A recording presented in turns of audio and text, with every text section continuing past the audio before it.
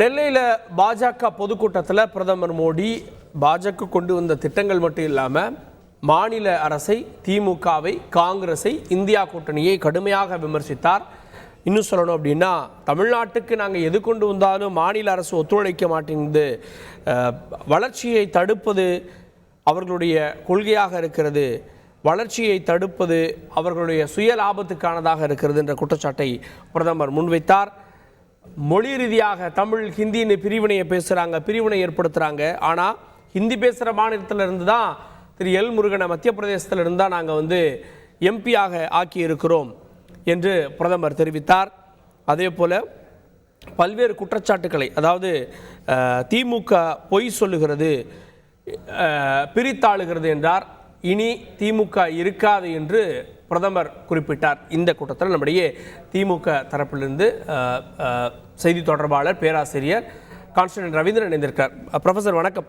திமுக இனி இருக்காது, அண்ணாமலை யாத்திரை இதெல்லாம் பெரிய எழுச்சியை கொடுத்திருக்குன்னு பிரதமர் சொல்றாரு. மாநில நலனை தடுப்பதே திமுக தான் குற்றச்சாட்டையும் முன்வைக்கிறார். பதில் என்ன?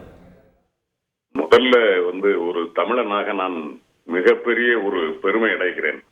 ஏனென்றால் போகிற இடங்களெல்லாம் ஏதோ பெரிய மாவீரனை போல் பேசிக் கொண்டிருந்த பிரதமர் நரேந்திர மோடி முதலாக காலில் விழாத குறையாக தமிழர்களிடம் 2 இடத்திற்காக கெஞ்சி இருக்கிறார். ஐயா போட்டு விடுங்கள் ஐயா என்கிற கதையாக கேட்டிருக்கிறார். உண்மையிலே அந்த இடத்தில் தமிழனாக நான் தலை நிமிர்ந்து சொல்லுகிறேன், அதுவே திராவிட முன்னேற்ற கழகத்திற்கு கிடைத்திருக்கிற வெற்றி. ஏனென்றால் அவர் பேசுகிற தூத்துக்குடி, திருநெல்வேலி ஏறத்தாழ சரியாக 1 மாதத்திற்கு முன்னால் அது என்ன பாடுபட்டது என்பது நாடறிந்தது. குறிப்பாக தூத்துக்குடி மக்களுக்கும் திருநெல்வேலி மக்களுக்கும் தெரியும். அது மட்டுமல்ல, ஒரு பிரதமர், அவர் இந்த நாட்டினுடைய ஒரு கௌரவமான உயர்ந்த பதவியிலே இருக்கிறார். அவர் வந்திருப்பது ஒரு அரசு தூத்துக்குடியிலே அந்த ஏவுதளத்தை துவக்கி வைப்பதற்காக வந்திருக்கிறார். அது ஒரு அரசு பயணம். அதிலே அரசு நிகழ்ச்சியிலே அங்கே இருக்கிற சட்டமன்ற உறுப்பினர் எங்கே, அங்கே இருக்கிற நாடாளுமன்ற உறுப்பினர் எங்கே?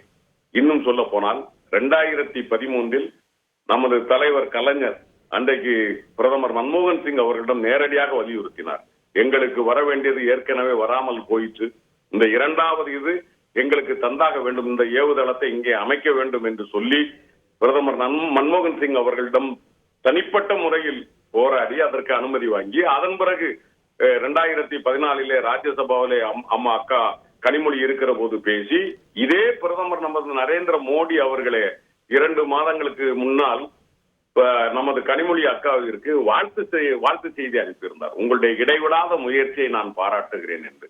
அவ்வளவு தூரம் பேசிய பிரதமர் நரேந்திர மோடி இன்றைக்கு அந்த தூத்துக்குடியினுடைய விழாவில் சகோதரி கனிமொழியினுடைய பெயரை சொல்லாவிட்டாலும் பரவாயில்லை, திராவிட முன்னேற்ற கழகம் காணாமல் போய்விடும்.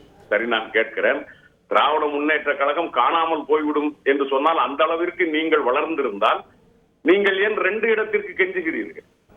ஐயா, திருப்பூரையும் திருநெல்வேலியும் மட்டுமாவது தாருங்கள் என்று கெஞ்சுகிற இடத்தில் உட்கார்ந்து கொண்டு விட்டு நீங்கள் திமுக காணாமல் போகும் என்றால் உங்களை கெஞ்ச வைத்தவன் திமுக காரன். திமுக என்கிற இயக்கம், திமுகவை அழித்து விடுவேன் என்று பேசியவர்கள் நாங்கள் பார்த்து விட்டோம். பல பேருக்கு நாங்கள் நினைவு மண்டபங்கள் எல்லாம் கட்டி முடித்து விட்டோம்.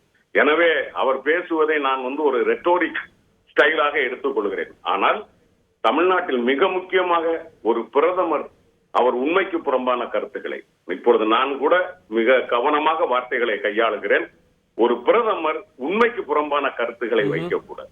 எந்த இடத்தில் தமிழ்நாட்டிற்கு அவர்கள் என்ன திட்டத்தை தந்தார்கள், அதற்கு எதிராக திமுக என்ன செய்தது, அல்லது மாண்புமிகு முதல்வர் தளபதி மு.க. ஸ்டாலின் அவர்கள் தலைமையிலான அரசு எத்தனை இடங்களில் நாங்கள் கேட்டதற்கு இன்றைக்கு வரைக்கும் பதில் சொல்லி இருக்கிறார்களா?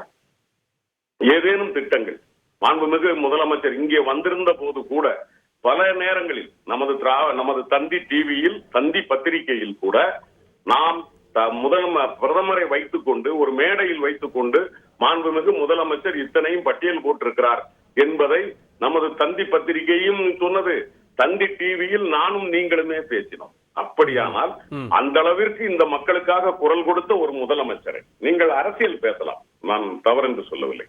திருநெல்வேலியிலே நீங்கள் போடுவது ஒரு அரசியல் கூட்டம், பொதுக்கூட்டம் என்றால் அதிலே நீங்கள் அரசியல் பேசுங்கள். ஆனால் ஒரு பிரதமராக நாங்கள் ஒரு உயர்ந்த இடத்தில் உங்களை கண்ணியமாக வைத்திருக்கிற போது அதற்கு குறைவாக நீங்களும் சாதாரண உங்கள் தலைவர்களைப் போல, மாநில தலைவர்களைப் போல உண்மைக்கு புறம்பான செய்திகளை பேசுவீர்கள் என்று சொன்னால் நாட்டு மக்கள் அதை ஏற்றுக்கொள்வார்களா?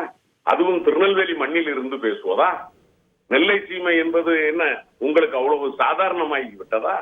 தமிழ்நாட்டில் பல நேரங்களில் தமிழை வளர்த்ததும் தமிழ்நாட்டிற்கான அரசியலை சொல்லிக் கொடுத்த தலைவர்கள் வாழ்ந்த மண் நெல்லை மண் என்பது மாண்புமிகு பிரதமருக்கு தெரியாமல் போயிருக்கலாம். ஆனால் வரலாறு சொல்லிக் கொண்டிருக்கிறது. எனவே அந்த வகையில் மாண்புமிகு பிரதமர் அவர்கள் நடந்து கொண்ட விதமும் பேசிய விதமும் அவருடைய உயர்ந்த பதவிக்கு அழகானதாக அல்ல.